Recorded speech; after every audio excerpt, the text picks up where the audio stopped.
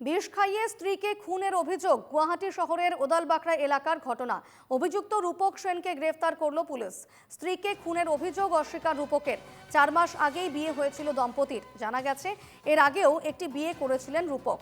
রূপকের দাবি, কিছুদিন ধরে অসুস্থ ছিলেন তার স্ত্রী। একটি ব্যক্তিগত হাসপাতালের আইসিইউতে মৃত্যু হয় তার।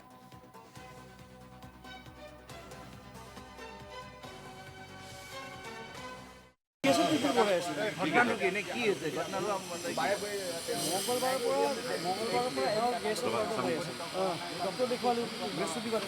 চিম্পুল গেছৰ প্ৰব্লেম আছিল, বৃহস্পতিবাৰে দেখুৱাই পেলাই মই হেৰি দিলোঁ, এই আপোনাৰ ডক্টৰ সোণাৰতা দেখুৱালোঁ।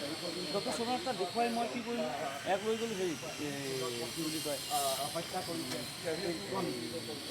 মাৰোৱাৰী ভেটেৰিনেৰী হস্পিটেলৰ ৰবিবাৰে তাতে ঢুকাই থাকিল তেওঁ। আপুনি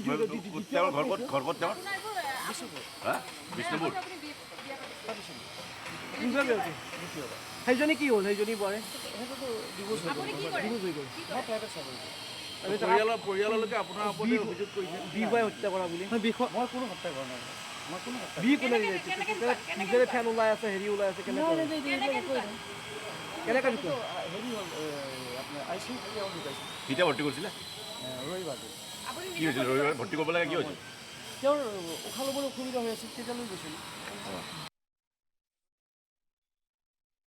স্ত্রী এমনটাই জানাচ্ছেন এবং সেক্ষেত্রে তিনি বলছেন যে একটি ব্যক্তিগত হাসপাতালে আইসিইউতে তার স্ত্রীর মৃত্যু হয়।